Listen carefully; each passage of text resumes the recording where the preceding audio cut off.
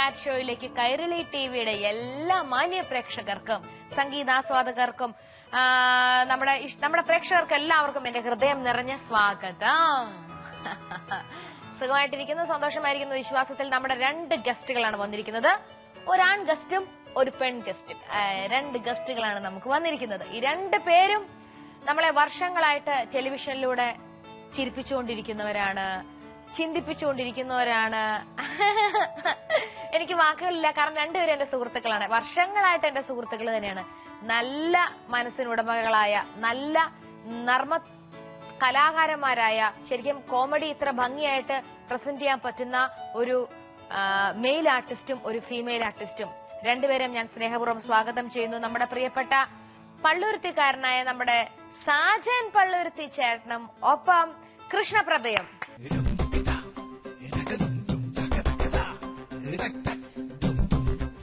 കൃഷ്ണ നമസ്കാരം, സാഞ്ചേട്ടാ നമസ്കാരം. നമസ്കാരം.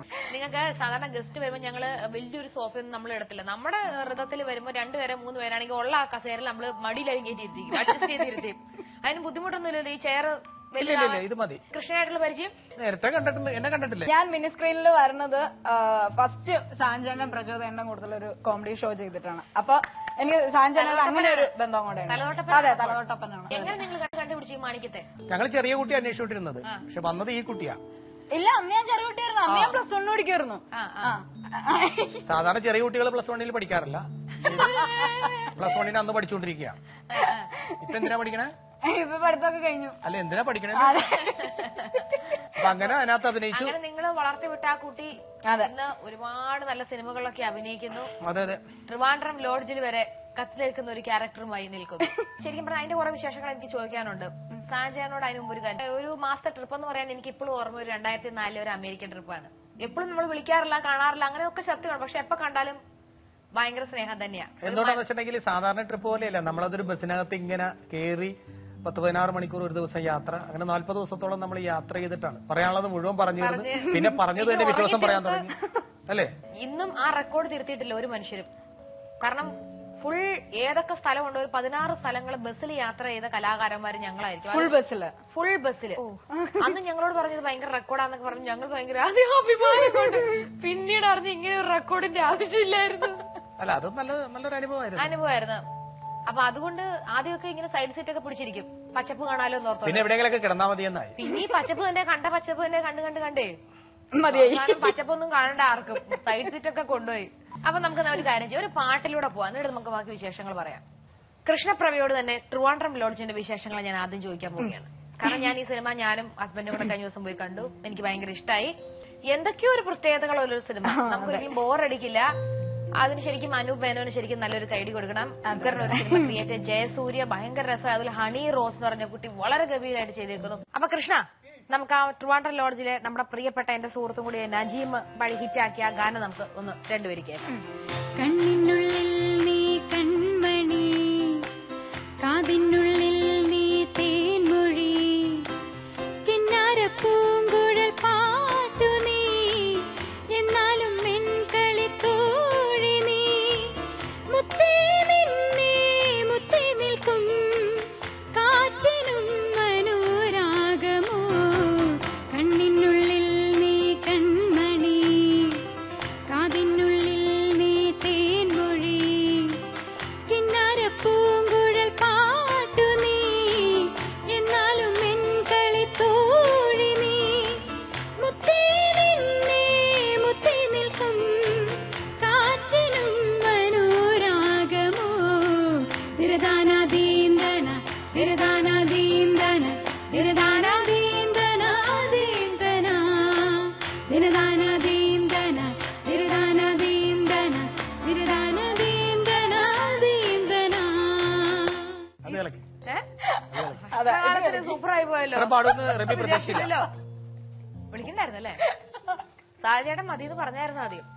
ഞാനായിട്ട് ഇൻട്രസ്റ്റ് എടുത്ത് ഒരു ഫീമെയിലിന് അവസരം കൊടുത്തത് എനിക്ക് തന്നെ വരെ. പക്ഷെ എന്റെ ഒരുപാട് കാലത്തെ ഒരു സ്വപ്നമായിരുന്നു ഈ പ്രോഗ്രാമിൽ വരണം എന്നുള്ളത്. എന്റെ ഉൾവിളി പോലെ എന്തോ ഇവിടുന്ന് നമ്മുടെ സന്തോഷം കൃഷ്ണ, സന്തോഷം. അതെന്താ അങ്ങനെ? ബാക്കി എല്ലാ പരിപാടിയിലും പങ്കെടുത്തിട്ടുണ്ട്. അതല്ല, ഞാനും അമ്മയൊക്കെ വീട്ടിലിരുന്ന് എപ്പോഴും കാണാറുണ്ട് ഈ പ്രോഗ്രാം. എനിക്ക് ഇഷ്ടം. പിന്നെ നമ്മളെ അതെന്തായിരുന്നത് വിശേഷം ഉള്ളതുകൊണ്ടാണ് പറയാ. അല്ല അല്ലാണ്ട് ഞാനല്ലാണ്ട് വേറെ ആരും ഇല്ലല്ലോ ഇവിടെ. ഇല്ല, റിമില്ലാണ്ട് വന്ന ഈ പരിപാടിക്ക് അവിടെ ചോദിക്കാൻ ആളുമില്ല. എന്തായാലും അല്ല, കൃഷ്ണൻ ഞാനും പരിചയപ്പെടുന്നത് ഒരു ബഹ്റൈൻ ട്രിപ്പിലൂടെയാണ്. വല്ലാണ്ട് ഒരു 3 ദിവസം കൊണ്ട് ഞങ്ങൾ അങ്ങ് അടിപൊളിയായിരുന്നു. പിന്നെ കണ്ടിട്ടേ ഇല്ല. കഴിഞ്ഞ 2 വർഷം കണ്ട് മുമ്പ് ഒരു പരിപാടിക്ക്. പിന്നെ ഇടയ്ക്ക് പ്രോഗ്രാമിനൊക്കെ കണ്ട് പിന്നെ വല്ലപ്പോഴും അവിടെ എവിടെയെങ്കിലൊക്കെ കണ്ടു പോകും. കുറച്ച് ഗ്യാപ്പിന് ശേഷം വളരെ ഫ്രീ ആയിട്ട് സംസാരിക്കുന്ന പ്രത്യേകിച്ച് കോട്ടയംകാരിയാണല്ലേ? പാല. എന്റെ അച്ഛന്റെ വീട് പാലയില. അച്ഛന്റെ വീട്. ശരിക്കും നിങ്ങളുടെ വീട്? അച്ഛന്റെ വീട് പാലയില, അമ്മയുടെ വീട് തൊടുപുഴ. ഞാനൊക്കെ ജനിച്ചതും പഠിച്ചതും ഒക്കെ എറണാകുളത്ത് തന്നെയാണ്. പക്ഷെ വീട്ടിൽ സംസാരിക്കുന്ന നമ്മൾ ഈ സ്ലാങ് ആയതുകൊണ്ട് എന്നെ എല്ലാവരും പറയും ഇതെന്നാ റിമീട്ടമ്മയുടെ സംസാരം തന്നെ ഉണ്ടല്ലോ എന്നൊരു. അതാ വീട്ടിലെ ഒരു ഇതാ. നിങ്ങൾ അടുത്തടുത്താണ്, പരിചയമുള്ളവരാണെങ്കിൽ അതങ്ങോട്ട് തുറന്നു പറയും. നിങ്ങൾ പറഞ്ഞ പാലക്കാരിയാണ്, നിങ്ങൾ അടുത്തടുത്താണ്, ഒരേ ഭാഷയാണെന്നൊക്കെ പറഞ്ഞു അവസാനം നിങ്ങൾ ഈ പള്ളുരുത്തുകാരെ കൂടെ സൂചിപ്പിച്ചേക്കാം. അതിന്റെ ഇടയ്ക്ക് നമ്മൾ കോട്ടയത്തിന്റെ ഇടയിൽ വിട്ടുപോകേണ്ടത്. വരാതെ ഞാനൊരു എറണാകുളത്താണ് ജനിച്ച് വളർന്നതെന്നൊക്കെ പറഞ്ഞല്ലോ. പള്ളുരുത്തി എന്നൊരു സ്ഥലത്തോട്ട് വരുന്നതിന് മുൻപായിട്ട് സാജൻ ചേട്ടന്റെ കരിയറിലോട്ട് ഞാനൊന്ന് ഫോക്കസ് ചെയ്യാൻ പോവുകയാണ്. കിട്ടിപ്പോയി. സാജൻ ചേട്ടനെ പറ്റി പറയാനാണെങ്കിൽ നിമിഷ നേരം കൊണ്ട് വായിലിങ്ങനെ ചെറപറ മാ കുട്ടിയാണെങ്കിൽ മാ കുട്ടി, അങ്ങനെ മാ കുട്ടിയൊക്കെ പറയണ 10 മിനിറ്റത്തേക്കൊക്കെ അങ്ങനെയൊക്കെ നിർത്താണ്ട് എന്നെ അത്ഭുതപ്പെടുത്തിയ മിമിക്രി ലോകത്ത് ഇന്ന് ഒരുപാട് പുതിയ ആൾക്കാർ, ഒരു ലക്ഷക്കണക്കിന് ആൾക്കാർ വേണേൽ പറയാം വരുന്നുണ്ടെങ്കിലും സാജൻ ചേട്ടാ മലയാളികളുടെ മനസ്സിൽ ഏകദേശം ഒരു 10 പേരുണ്ടാവും. സ്ഥിരം അവരുടെ സ്വീകരണ മുറിയിലായിക്കോട്ടെ അവരുടെ മനസ്സിൽ പതിഞ്ഞു പോയ ചില ആൾക്കാരുണ്ട്. സാജൻ ചേട്ടൻ, സാജു കൊടിയൻ, പ്രചോദേട്ടൻ, കോട്ടയം നസീർ, അങ്ങനെ കുറച്ചൊരു ഗ്യാങ്ങില് സാജൻ ചേട്ടന്റെ മുഖം മിമിക്രി എന്ന് കേൾക്കുമ്പോൾ പെടുന്ന ഒരു മുഖമാണ് സാജൻ ചേട്ടൻ. അത് തീർച്ചയായിട്ടും സാജൻ ചേട്ടന് ചെന്നും അഭിമാനിക്കാവുന്ന ഒരു കാര്യം തന്നെയാണ് അല്ലെ?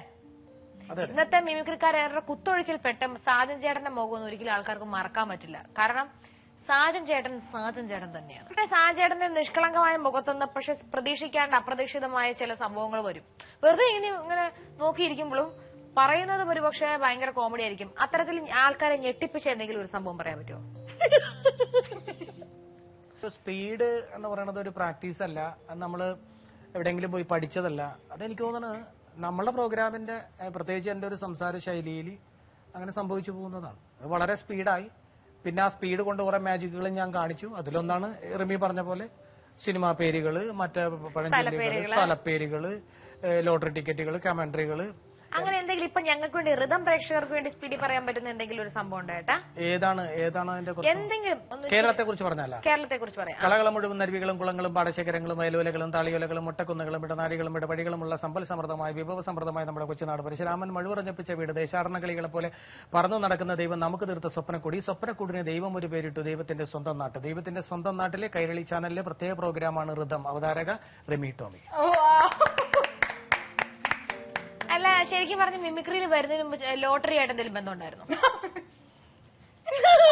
അല്ല ഇത്ര സ്പീഡില് ലോട്ടറിയിൽ മാത്രമല്ല അങ്ങനെ സംസാരിക്കാറുള്ളത്. കമന്ററി പറയുന്ന ആൾക്കാര്, ലോട്ടറിക്കാര് കമന്ററി പറയുന്ന ആൾക്കാരൊക്കെ വളരെ സ്പീഡല്ലേ. അല്ലാതെ അങ്ങനെ ചേട്ടന് ഈ മിമിക്രി അല്ലായിരുന്നെങ്കിൽ ചേട്ടൻ ഏത് തൊഴിൽ തിരഞ്ഞെടുക്കും തോന്നിയാനെ? അല്ല ഈ തൊഴിൽ തന്നെയായിരിക്കും കുറച്ചും കൂടെ നല്ലത്.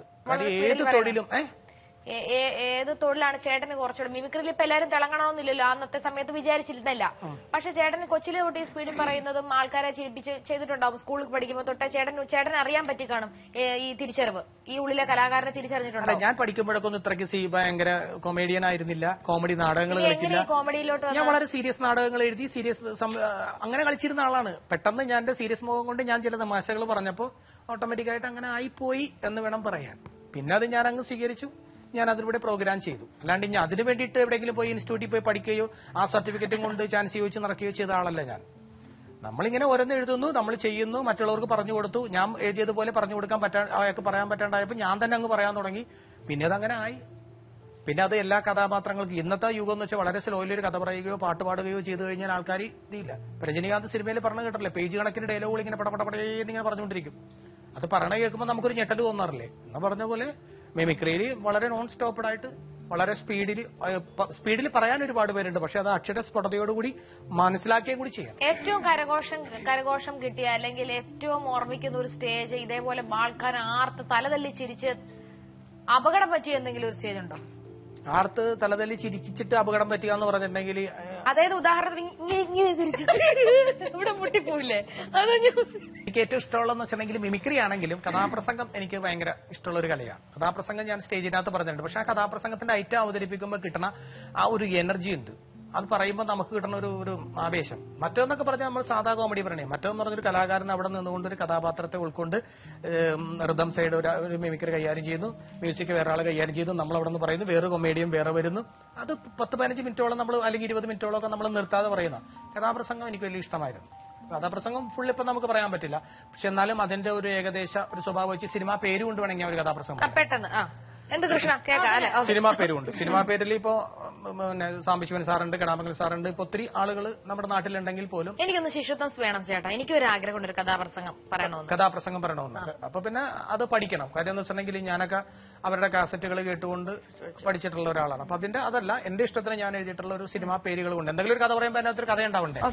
ഓടയിൽ ഇനിയെങ്കിലും ഈ ദാണുടരുമെന്ന പ്രതീക്ഷയോടുകൂടി നിങ്ങൾക്ക് എവർക്കും കഥയിലേക്ക് സദയം സാദരം സ്വാഗതം. ഈ കഥ ഒരു നുണക്കഥയല്ല, ഇതൊരു പൈങ്കിളി കഥ, ഒരു മടപ്രാവിന്റെ കഥ. ഈ കഥ ഇവിടെ തുടങ്ങുന്നു. മൂക്കില രാജ്യത്തെ കോളേജ് ബ്യൂട്ടിയായിരുന്ന ദേവദാസി വൈശാലിക്ക് ഒരു സിന്ദൂരപ്പെട്ടിന്റെ ഓർമ്മക്കായി ഇളവുങ്കുതുടെ ദേശത്ത് ആരംഭപുരന്റെ കാണാമറയത്തുള്ള പ്രേമസല്ലാപത്തിൽ ആരോരും അറിയാതെ കൊച്ചമ്പുരാട്ടി കിട്ടിയ സമ്മാനമാണ് കിളിക്കാൻ പറ്റിയ രാധ എന്ന പെൺകുട്ടി.